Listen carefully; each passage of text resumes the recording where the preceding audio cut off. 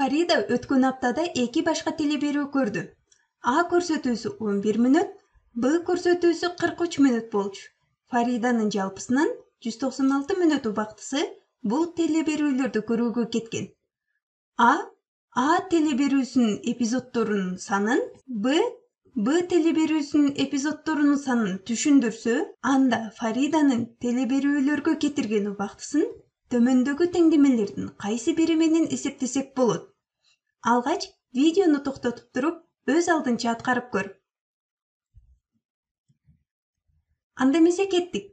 Фарида жалпысынан 196 мүнөт убактысын бул телеберүүлөргө короткон. А телеберүүсүнүн эпизоддорунун санын биз кичине а менен туюнтабыз. Ал эми А телеберүүсүнүн ар бир эпизодунун узактыгы 11 мүнөт. Демек, 11 мүнөттөн ал эпизоддорунун саны канча болсо, ошончо жолу көргөн. Демек, 11ди ага көбөйтүп алабыз. Жана Б телеберүүсүнүн эпизоддорунун санын биз кичине Б менен туюнтуп алабыз. Анын ар бир эпизодунун узактыгы 43 мүнөт болчу. Демек, 43 мүнөттүк эпизоддордон ал бир канчаны көргөн, Б жолу көргөн. Демек, Фарида 11 мүнөттүк эпизоддордон бир канча жолу, 43 мүнөттүк эпизоддорду дагы бир канча жолу көргөн.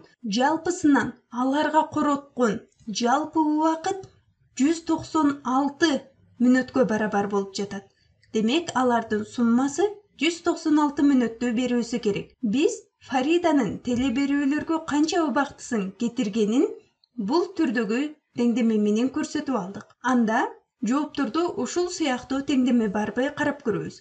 Бул жерде эпизоддордун санын убакытка бөлүп койгон. Демек, бул жооп туура эмес. Б жообу биз издеген жооп. Себеби ал жерде убакытты эпизоддордун санына көбөйткөн жана жалпы коротулган убакытка барабар деп койгон. Демек, бул жооп туура. Кийинки жоопторду дагы карап көрөбүз. Үчүнчү жооп. Сиде эпизоддордун убактысын алардын санына көбөйтүп койгон. Демек, бул жооп дагы туура эмес. Кийинки жоопту дагы карап көрөбүз.